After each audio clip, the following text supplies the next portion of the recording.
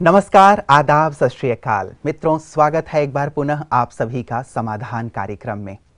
कहते हैं काजल की काली कोठरी में अपना दामन बचाया जा सकता है, कांटों से लड़कर फूलों को पाया जा सकता है, और यदि इरादे हों बुलंद तो कैसी भी विकट परिस्थिति हो उससे पार पाया जा सकता है। आवश्यकता है बुलंद हौसले की, आवश्यकता है पॉजिटिविटी की, आवश्यकता है हिम्मत ना हारने की, और यही सीख आपको सिखाता है समाधान। और समाधान में हमेशा हमारे साथ रहते हैं आदरणीय राजयोगी सूर्य भाई जी। आइए उनका स्वागत करते हैं और समाधान कार्यक्रम की शुरुआत करते हैं। भ्राता जी, आपका बहुत बहुत स्वागत है। Thank you. भ्राता जी, समस्याओं के लिए नज़रिया बहुत इम्पॉर्टेंट होता है। यदि हौसले बहुत बुलंद हों, हम हिम्मत ना हारते हों, निराश ना होते हों, तो निश्चित रूप से परिस्थितियाँ बिल्कुल ही परिवर्तित हो जाती हैं, जल्दी से जल्दी समाप्त हो जाती हैं। बिल्कुल, जहाँ हिम्मत है, जहाँ दृढ़ता है, वहाँ भगवान का भी मनुष्य को साथ मिलता है। देखिए, दृढ़ता और हिम्मत का कदम यदि हम उठाएंगे ही नहीं तो भगवान हमारी ओर बढ़ेगा कैसे। इस संसार में बहुत लोग भगवान को दोष देते हैं कि वो हमें मदद नहीं करता। जो राजयोगी हैं वो भी कभी कभी ऐसा कहते हैं कि हमें परमात्म सहयोग की अनुभूति कम होती है, लेकिन वो ये भूल जाते हैं कि जहाँ हिम्मत है वहीं परमात्म मदद है। अगर हम हिम्मत के कदम ही आगे नहीं बढ़ाएंगे तो वो हमारी ओर आएगा ही नहीं। हमें किसी ऑफिस में जाके काम कराना हो तो हमें जाना तो पड़ेगा ना। हम सोचें बिना जाए ही अधिकारी हमारा काम कर देंगे, और हम जाएं तो नहीं और शिकायत करते रहें कि लोग देखो कैसे भ्रष्ट हो गए हैं, हमारा काम नहीं करते, हमारी फाइल रोकी हुई हैं। हिम्मत बहुत आवश्यक है। सचमुच कभी कभी ऐसा हो जाता है कि परिस्थितियाँ, समस्याएं मनुष्य की हिम्मत को नष्ट कर डालती हैं। वो उसे ऐसा कहें कि मार डालती हैं, कभी कभी तो उसकी उमंग उत्साह को भी धराशायी कर देती हैं। लेकिन फिर भी जिनके पास ईश्वरीय ज्ञान है, जो रोज ईश्वरीय महावाक्य सुनते हैं, उनकी उमंगें रोज फ्रेश होती रहती हैं, नई नई उमंगें आई रहती हैं। और ईश्वरीय ज्ञान रोज प्रातः सुनने से सोई हुई चेतना पुनः पुनः जागृत होती रहती है। मनुष्य की सोई हुई शक्तियाँ भी जागृत हो जाती हैं। इसलिए बहुत आवश्यक होता है कि हम सवेरे उठें, थोड़ा स्वच्छ हवा में, शांत प्रकृति में घूमकर उसका परम आनंद लें। प्रकृति का जो सामीप्य है, सानिध्य है, उसका जो सुखद अनुभव है, उसको जरा प्राप्त करें तो विचार ब्रॉड हो जाएंगे, महान हो जाएंगे। और जो विचारों पर एक काली मासी आ जाती है, मनुष्य ऐसा डल और उदास सा हो जाता है कि ये परिस्थिति, वो परिस्थिति, बच्चों का भी साथ नहीं मिल रहा, पति भी गलत कार्यों में लगा हुआ है, काम धंधे में भी कुछ विशेष सफलता नहीं मिल रही है। तो चारों ओर से जब मनुष्य अपने को बंधा बंधा सा पाता है तो उसको निश्चित रूप से भारी लगता है। तो रोज ज्ञान श्रवण, ईश्वरीय महावाक्यों का श्रवण और सवेरे उठकर मेडिटेशन करना, ये वास्तव में समस्याओं को समाधान करने का सर्वोत्तम तरीका है। जो इन्हें छोड़ देते हैं उनके लिए समस्या भारी हो जाती है। वैसे भी कहा जाता है भ्राता जी, well begin is half done. और यदि सुबह की शुरुआत, जैसे आपने कहा, मेडिटेशन से यदि हम करें, सुंदर जो स्वस्थ वातावरण है उसमें विचरण करके अच्छे चिंतन में करें, कुछ सत् साहित्यों का अध्ययन कर लें, तो निश्चित रूप से हमने अपने अंदर एक प्रकार की एनर्जी डाल ली, एक पॉजिटिव एनर्जी जो सारे दिन हमें समस्याओं से मुक्त रखती है। और बिल्कुल, हाँ, यही बात है बस। इसलिए जो लोग थोड़ा जल्दी उठते हैं और अच्छा चिंतन करते हैं, सवेरे का समय ऐसा होता है जब मनुष्य का मन शांत होता है। मन शांत होने से बुद्धि परफेक्टली काम करती है। उस समय यदि उठकर मनुष्य अच्छा चिंतन करे तो उसे पहाड़ जैसी दिखने वाली समस्याएं छोटी लगेंगी और उनका समाधान उसे पता चल जाएगा कि ये मार्ग नहीं, ये मार्ग है इस पर्वत को लांघने का। तो वास्तव में बहुत अच्छी बात है। Early to rise early to bed, जो ये कहावत है, इस पर यदि हर व्यक्ति चलने लगे तो जीवन की आधी समस्याएं तो समाप्त हो जाएंगी। बिल्कुल, तो सुबह उठें और जल्दी उठ करके कुछ अच्छा चिंतन करें, ये बहुत आवश्यक है। जैसा आज आपने कहा भ्राता जी, मैं मेल की ओर आपको ले चलता हूँ। ये हमारे पास अनाम मेल आया है और ये कहते हैं कि मैं गृहस्थ में रहकर पिछले 10 वर्षों से ब्रह्मचर्य व्रत का पालन कर रहा हूँ और आध्यात्मिक साधना कर रहा हूँ। मेरी धर्मपत्नी का मुझे पूर्ण सहयोग मिल रहा है, लेकिन पिछले 2-3 मास से एक महिला मेरी दुकान पर आ रही हैं। पहले तो वो महिला मुझसे यूं ही औपचारिक बातें करती थीं, लेकिन अब खुलकर स्त्री पुरुष संबंध की बात करती हैं और मेरे करीब आने की इच्छुक हैं। मैं कोशिश करता हूं कि उसका फ़ोन ना उठाऊं, उससे बात ना करूं, लेकिन उसके बार-बार फ़ोन करने पर मैं उसका फ़ोन उठा लेता हूं। उसकी बातें मुझे अच्छी लगने लगी हैं। मैं जानता हूं कि मैं गलत कर रहा हूं, फिर भी अपने आप को रोक नहीं पा रहा हूं। कृपया बताएं कि इस सिचुएशन में मुझे क्या करना चाहिए? देखिए, पवित्रता का मार्ग निश्चित एक बहुत सुंदर मार्ग है, और जिस व्यक्ति ने 10 वर्ष की पवित्रता की शक्ति अपने अंदर संजोई हो, उसे सोचना चाहिए कि वो इस शक्ति को ऐसे ही नष्ट नहीं कर देगा। पवित्रता न केवल एक शक्ति है, लेकिन एक बहुत बड़ी डिविनिटी है, रॉयल्टी है। इसको यूं ही किसी चक्कर में पड़कर नष्ट कर देना किसी भी तरह से बुद्धिमानी नहीं माना जाएगा। देखिए, ये माया ऐसी है, चारों ओर माया का साम्राज्य है। तो कभी कभी अगर मनुष्य ऐसा महसूस करता है, जैसा इसने कहा, कि वो चाहता नहीं है पर वो कमजोरी उसके अंदर काम कर रही है, ऐसा बहुत मनुष्यों को विभिन्न क्षेत्रों में महसूस होता है कि वो गलत बोलना नहीं चाहता लेकिन बोल देता है, वो क्रोध करना नहीं चाहता लेकिन कर लेता है, वो एक अमुक काम करना नहीं चाहता लेकिन हो जाता है, और जो वो चाहता है वो कर नहीं पाता। इन दोनों का ही कारण है मन की शक्ति का कमजोर पड़ना। हमें किसी भी कार्य को करने के लिए या न करने के लिए शक्ति की जरूरत होती है। मान लो किसी व्यक्ति को डायबिटीज है जी। और सामने बहुत अच्छी जलेबी बनी है, खुशबू भी बहुत अच्छी आ रही है। अभी वो अगर जलेबी खाता है, उसमें मिठाई बहुत है, तो एकदम से उसकी जो शुगर है वो हाई पहुंच जाएगी, उसको पश्चाताप होगा। अब इसको जीभ के रस को कंट्रोल करने के लिए मन की शक्ति की आवश्यकता है। जबरदस्ती वो करे, चलो उसे देखूं ही नहीं, भाग जाऊं यहाँ से, तो भी काम नहीं चलेगा, कोई दूसरी चीज़ वो खा लेगा। तो मन की शक्ति को बढ़ाने के लिए हमें अपने मन को, अपनी बुद्धि को सर्वशक्तिवान से जोड़ना होगा। सीधी सी बात, जिसे हम राजयोग कहते हैं। जब उससे हमारा मन जुड़ जाएगा तो मन में उसकी शक्तियों का आगमन प्रारंभ हो जाएगा। We can gain godly power through Rajyoga meditation. ऐसा करने से शक्ति आ जाएगी। तो यदि ये स्पिरिचुअल प्रैक्टिस कर ही रहे हैं तो इन्हें राजयोग की ओर बढ़ना चाहिए, ताकि जो इन्होंने पवित्रता की धारणा अपनाई है उसमें ये बहुत दृढ़ हो सकें और कोई भी आने वाली ऐसी वैसी बाधा इनके सामने ठहर न पाए। इसमें भी कम से कम 2 घंटा मेडिटेशन की प्रैक्टिस इन्हें अवश्य करनी पड़ेगी। रही बात ये, उनसे इनको बात करनी नहीं चाहिए, क्योंकि उसके निगेटिव विचार, उसके इम्प्योर वाइब्रेशंस अब इसको अफेक्ट करने लगे हैं। और जितना जितना ये उनसे कम्युनिकेशन करेगा, बात करेंगे या टेलीफोन से बात करेंगे, उतना उतना उसकी निगेटिविटी इसकी पॉजिटिविटी को नष्ट करने लगेगी। क्योंकि कभी कभी हमारी पॉजिटिविटी से निगेटिविटी का फोर्स ज़्यादा होता है, बाहरी वातावरण में भी इम्प्योरिटी होने के कारण।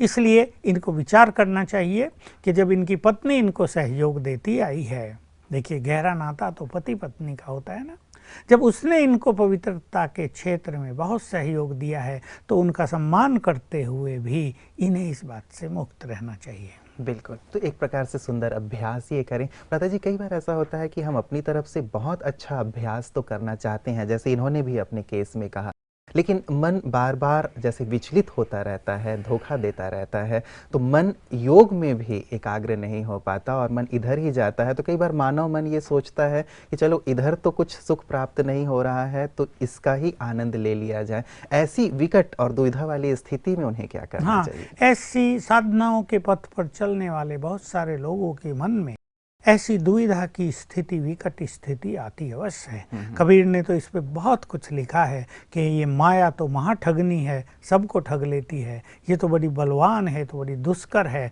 सबको परास्त कर देती है। और बहुत सारे आचार्यों ने, बहुत सारे जो विद्वान कवि हुए हैं, उन्होंने इसके बारे में ऐसी बातें बहुत कही हैं। तो निसंदेह ये माया है, ये सेक्सुअल फीलिंग्स माया है, और जो व्यक्ति इससे हट कर चलता है उसके साथ इसका द्वंद्व चलता ही है, क्योंकि मनुष्य के मन में कहीं ना कहीं कोई सूक्ष्म या मोटी कमजोरी काम करती रहती है। लेकिन इसके लिए और आवश्यक है ईश्वरीय ज्ञान में परिपक्वता और एक विचारों में दृढ़ता। रोज ईश्वरीय ज्ञान सुनेंगे तो जैसा मैंने कहा नई जागृति आती रहेगी। इनके विचार जो कभी कभी उनके विचारों से प्रभावित होकर डल और निगेटिव हो जाते हैं, उससे ये बचते रहेंगे। लेकिन एक बात और इन्हें अपने मन में दृढ़ता पूर्वक लानी चाहिए कि जिस पथ पर मैंने कदम रख दिया है, अब मुझे आगे ही बढ़ते चलना है, मुझे पीछे मुड़कर नहीं देखना है। मैंने भगवान को वचन दिया है संपूर्ण पवित्रता का, तो मुझे उनको वचन देकर निभाना है। किसी के भी मोह ममत्व में फंसकर, किसी की भी दैहिक सुंदरता के अट्रैक्शन में आकर मुझे भगवान को धोखा नहीं देना है। देखिए, ये अपने को भी धोखा देना है और भगवान को भी धोखा देना है। और जो व्यक्ति अपने को धोखा दे रहा है, क्या वो उसको धोखा नहीं देगा जो उसको अट्रैक्ट कर रही है? उसकी गलती उन्हें रियलाइज होगी और वो कहीं ना कहीं उससे मुक्त होने के लिए प्रयास करेगा। लेकिन तब तक मनुष्य बहुत कुछ गंवा चुका होता है, उसके मन में फिर पश्चाताप चलता रहता है, कई उसके निगेटिव संस्कार इमर्ज हो जाते हैं। इसलिए मैं कहूँगा ये उससे बचकर रहें, बिल्कुल अवॉइड करें, अपने मार्ग में फिर से दृढ़ हो जाएं, अपने मन को बलवान बनाएं, तो निश्चित रूप से इन्हें परमात्म सहयोग भी मिलेगा और मुक्त हो जाएंगे। बिल्कुल, और वैसे भी कहा गया है भ्राता जी कि आप पवित्रता की रक्षा करें तो पवित्रता आपकी रक्षा करती है। और पवित्रता नो डाउट हमारे सारे वेद, धर्म, शास्त्र जितने भी हैं सभी में पवित्रता की बहुत महिमा समाई हुई है। और यदि थोड़ी दृढ़ता रखते हैं ये, तो जैसा आपने कहा, इससे जल्दी ही मुक्त हो जाएंगे और आध्यात्म के शिखर तक पहुँच। चारों वेदों में एक मत से ये माना गया है कि ब्रह्मचर्य ही सबसे बड़ी तपस्या है।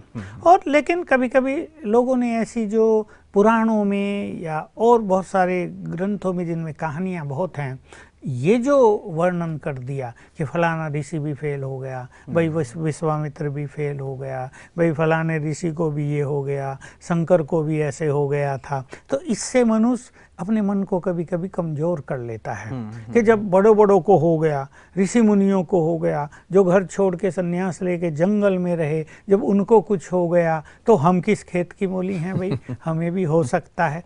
नो, हम दूसरों से अपनी तुलना ना करें। कोई बड़ा कुएं में गिर गया है, उसने सुसाइड कर लिया है, तो जरूर थोड़ा हम भी करेंगे। जो काम कोई नहीं कर सका वो हम करके दिखाएंगे। जहाँ सब लोग फेल हो गए वहाँ हम फुल पास होके दिखाएंगे। ऐसी दृढ़ता रखने वाला मनुष्य कभी इस माया के कुचक्र में फेल नहीं होता। बिल्कुल, बहुत बहुत शुक्रिया भ्राता जी। मुझे लगता है कि जिन्होंने अनाम मेल हमें किया था, इन्हीं के प्रश्न का उत्तर मिल गया है। ये दृढ़ता रखेंगे और निश्चित रूप से सुंदर मार्ग पर चलेंगे। हमारे पास दूसरा जो मेल आया है भ्राता जी, ये कहते हैं, this is sister Sujata from Seattle. I want to ask that how to control negative thoughts. ये भी एक बहुत बड़ी समस्या बनती चली जा रही है। मन में व्यर्थ विचार, नेगेटिव विचार बहुत ज़्यादा आते हैं। बिल्कुल, ये वर्तमान की न केवल युवकों की, लेकिन मुझे बहुत सारी माताएं बड़ी उम्र की, बहुत सारे पुरुष बड़ी आयु के ऐसा प्रश्न पूछते ही रहते हैं कि उनके मन में जब निगेटिव विचारों का फ्लो चलता है तो न तो वो उसे कंट्रोल कर पाते और इतने ज़्यादा दुखी हो जाते हैं कि क्या करें, उनकी कुछ समझ में नहीं आता है। अगर वो पढ़ रहे हैं तो पढ़ाई में असफल, अगर वो बिजनेस कर रहे हैं वहाँ उदास बैठे हैं, अगर वो किसी और फील्ड में कार्यरत हैं तो बिल्कुल निराश हैं कि हम कुछ कर नहीं पा रहे हैं। तो वास्तव में मैं इनको कहूँगा, देखिए, हमारे हर संकल्प में क्रिएटिव एनर्जी है जी। ये इन्हें याद रखना होगा। जो कुछ हम सोच रहे हैं उससे उसी तरह की एनर्जी चारों ओर फैल रही है। अगर हमारे मन में नेगेटिव विचार हैं तो एक ब्लैक कलर की एनर्जी चारों ओर फैलती रहती है। और जैसे कोई फैक्ट्री बहुत गंदा धुआं फेंक रही हो, उस पर लोग पर्यावरण को प्रदूषित करने का आरोप लगाते हैं, केस कर देते हैं। तो ऐसा निगेटिव विचार करने वाला मनुष्य भी चारों ओर के वातावरण में प्रदूषण फैलाता है, एक काली एनर्जी सप्लाई करता है, जिससे और व्यक्तियों का दम घुटेगा। तो हमारे हर थॉट में क्रिएटिव एनर्जी है। याद रखेंगे कि हमारे निगेटिव थॉट हमारे लिए असफलता का मार्ग खोल रहे हैं। इसलिए पहले तो ये अवेयरनेस होनी चाहिए कि मुझे सवेरे से ही अपने विचारों को शुद्ध करना है। देखिए, जो हमारी दिन की शुरुआत होती है वहीं से हम अपने विचारों पे ध्यान देंगे।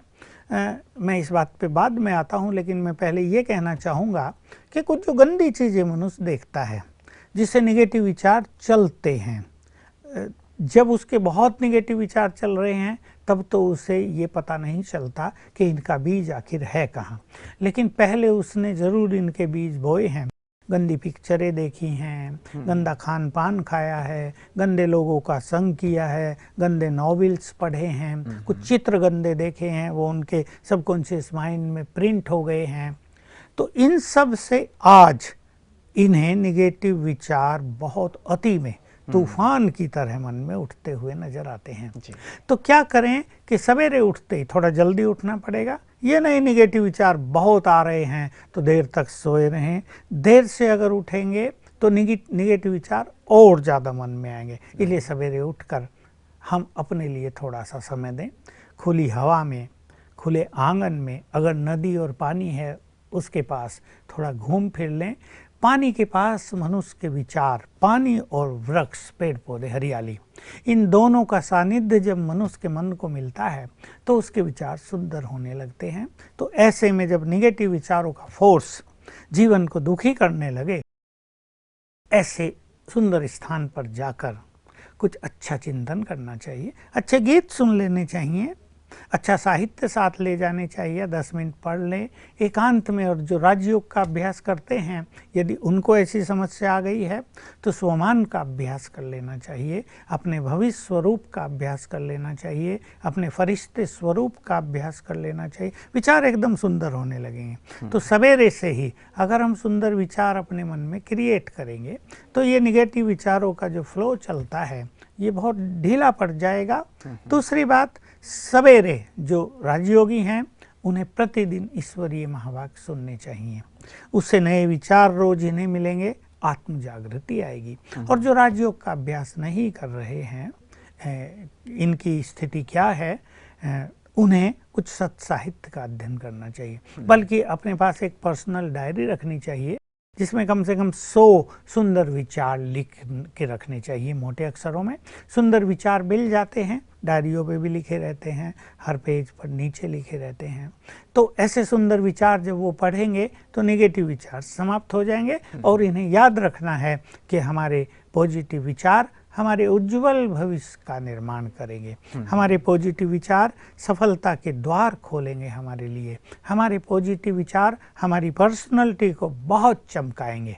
इन चीज़ों का ध्यान रखते हुए, क्योंकि यही तो मनुष्य को चाहिए जीवन में, तो जो इम्पोर्टेंट चीज़ है, सफलता मिलेगी, पर्सनैलिटी बहुत आकर्षक हो जाएगी, हमारा भविष्य बहुत सुंदर होगा, हमारा भाग्य का सितारा चमकने लगेगा, क्योंकि संकल्पों की एनर्जी ही भाग्य का निर्माण करती है।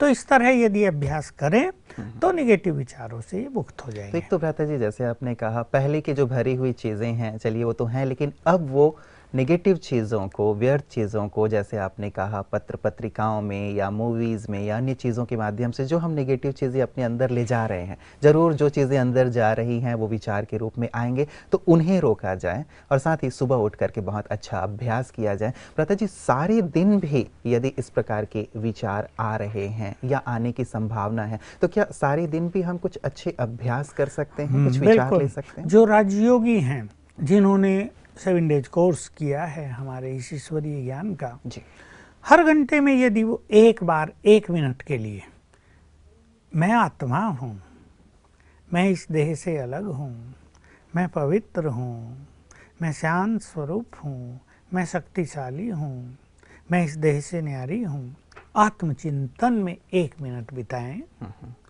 तो उनकी बौद्धिक एनर्जी भी बहुत बढ़ेगी और जो ये निगेटिव विचारों का फ्लो बाहर से भी आता रहता है वो रुक जाएगा। जैसे हम ये अभ्यास करते हैं कि मैं आत्मा हूँ, वैसे ही हम स्वमान का अभ्यास करेंगे, यानी इस शब्द के साथ एक एडजेक्टिव जोड़ देंगे। एडजेक्टिव क्या है कि मैं भगवान की संतान हूँ तो मैं एक महान आत्मा हूँ, मैं सर्वशक्तिवान की संतान हूँ तो मैं मास्टर सर्वशक्तिवान हूँ, मैं विघ्न विनाशक भगवान की संतान हूँ तो मेरे पास भी विघ्नों को नष्ट करने की शक्ति है। इसे हम स्वमान कहते हैं। तो बीच बीच में इसे भी याद कर लेंगे, इसमें टाइम नहीं लगता, 5-10 सेकेंड। तो ये भी व्यर्थ संकल्पों को रोकने वाली चीज होगी। तो 2 ये अभ्यास बहुत सरल हैं। और अगर किसी का कामकाज, मान लो बिजनेस है उसका, या सर्विस भी है, जॉब है कहीं, तो बीच में कुछ ईश्वरीय महावाक्यों की बुक या कुछ प्रिंट मैटर, हमारे पास प्रिंटेड मैटर मिलते हैं, वो रख लें और 2-3 मिनट भी उसको पढ़ जाएं। देखिए, मैं शुरू में ये अभ्यास बहुत किया। मैं अपनी नोटबुक अपने कर्म क्षेत्र पर ही रख लेता था और सारे दिन में कम से कम 5 बार उस पर नज़र डाल लेता था, 3-3 मिनट बस। तो वो विचार मन में जागृत हो जाते थे और किसी विचारों का द्वार बंद हो जाता था। तो ये भी एक बहुत अच्छा तरीका अपनाया जा सकता है। बिल्कुल, मतलब लक्ष्य रखा जाए कि हम अपने मन को व्यर्थ की ओर ना जाने दें, समर्थ की ओर लगाएं। उसके लिए हम स्वमानों का अभ्यास कर सकते हैं, या जैसे आपने कहा कि हम नोटबुक अपने पास रखें और उसे बीच बीच में पढ़ते रहें। हाँ, साथ साथ इसमें एक चीज़ और बहुत इम्पोर्टेंट है कि कोई व्यक्ति कहीं भी अकेला तो काम करता नहीं जी। बिजनेस है तो 5-7 लोग उसके साथ होंगे, ऑफिस है तो 10-20 कितने भी लोग उसके साथ हो सकते हैं। तो अपने व्यवहार को बहुत अच्छा रखें, अपने दृष्टिकोण को बहुत अच्छा रखें। देखिए, मान लीजिए हमारे साथ 10 लोग काम करते हैं और हम उन्हें देखकर ये सोचते हैं, मैं ये व्यक्ति बड़ा खराब है, इसको बड़ा क्रोध है और ये तो बड़ा अहंकारी है, या कोई आगे बढ़ रहा है तो हमारे मन में ईर्ष्या हो रही है, देखा ये आगे बढ़ रहा है, इसको आगे बढ़ा रहा है हमारा अधिकारी। तो इनसे निगेटिव विचार बहुत चलेंगे। लेकिन अगर वो एटीट्यूड ही पॉजिटिव कर दें कि ये सब बहुत अच्छे हैं, देखो हमारे ग्रुप में हमारी ये 10 लोगों की फैमिली कितनी अच्छी है, सभी बहुत अच्छे लोग हैं, सभी भगवान के बच्चे हैं, महान हैं, ये सब बहुत आगे बढ़ें, ये इनका परिवार बहुत सुखी हो जाए, इनके बच्चे बहुत योग्य बने। तो यदि हम ऐसा सोचेंगे तो हमारे मन में बहुत सारे नेगेटिव संकल्प आएंगे नहीं। ऐसे ही अपना व्यवहार, बोल चाल बहुत अच्छी रखनी चाहिए ताकि हमारे बोल से कोई डिस्टर्ब ना हो। भ्राता जी, अब मैं आपको अगले मेल की ओर ले चलता हूँ। ये मेल हमारे पास आया है कोलकाता से। किरण पसारी जी लिख रही हैं कि मेरे को ट्रेन में ट्रैवल करने से बहुत डर लगता है। मैं कभी भी अकेले नहीं जा पाती हूँ और मुझे अकेले रहने में भी डर लगता है। प्लीज़ बताएं कि मुझे क्या करना चाहिए और क्या विजुलाइज करना चाहिए। हाँ, ये भय सबकॉन्शियस माइंड में इनके छपा हुआ है और शायद कई साल से ये ट्रेन में न चढ़ी हो इस डर से। तो वास्तव में इन सब के पीछे सीक्रेट क्या है कि पूर्व जन्मों में इनकी मृत्यु ट्रेन के द्वारा हुई है। चाहे ये लाइन क्रॉस कर रही थी, ट्रेन से कट गई, चाहे इन्होंने सुसाइड कर लिया था, तो इनके सबकॉन्शियस माइंड में ये भय बुरी तरह से छप गया है। अभी इसको इन्हें निकालना है, तो इसलिए इन्हें अकेले में भी डर लगेगा। ये अकेले कमरे में सोएंगी तो भी इन्हें डर लगेगा। कभी कभी इन्हें लगेगा ट्रेन मेरे ऊपर न चढ़ जाए, और ट्रेन में चढ़ना तो बिल्कुल इनको मुश्किल हो जाएगा। तो एक अभ्यास तो है कि जब सवेरे उठें, बिल्कुल उठते ही थोड़ा जल्दी उठना है और उठते ही संकल्प करेंगे, मैं सर्वशक्तिवान की संतान, मास्टर सर्वशक्तिवान हूँ और निर्भय हूँ। इसको 21 बार याद करना है। मुश्किल से 3 मिनट लगेंगे। मैं सर्वशक्तिवान की संतान, मास्टर सर्वशक्तिवान हूँ और निर्भय हूँ। तो क्या होगा, ये संकल्प सबकॉन्शियस माइंड में जाने लगेगा। लेकिन ध्यान ये रखना है कि उठते ही ये काम करना है, क्योंकि जब मनुष्य उठता है तो उसका सबकॉन्शियस माइंड पूरी तरह से एक्टिव है। तो उठते ही इसने संकल्प किया, मैं निर्भय हूँ, मास्टर सर्वशक्तिवान हूँ, तो इसमें पावर, जो इसकी शक्तियाँ थी वो एक्टिव हो गई, और मैं निर्भय हूँ, तो निर्भयता की बात सबकॉन्शियस माइंड ने एक्सेप्ट कर ली। और ऐसा इनको 21 दिन करना है जी। तो सबकॉन्शियस माइंड पूरी तरह से इनको निर्भय बना देगा, और ये ट्रेन में अंदर तो क्या बैठना, छत पे बैठ के जा सकेंगे।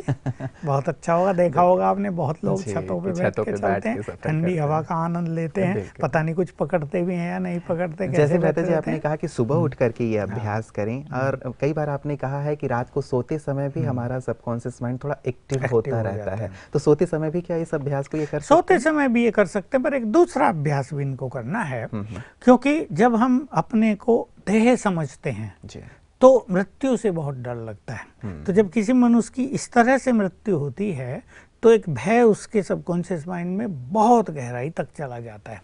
अब इसको एक दूसरा अभ्यास भी करना है, वो है सोल कॉन्शियसनेस का अभ्यास, कि मैं ये देह हूँ ही नहीं, मैं तो आत्मा हूँ, यहाँ रहती हूँ और मैं कभी मरती नहीं।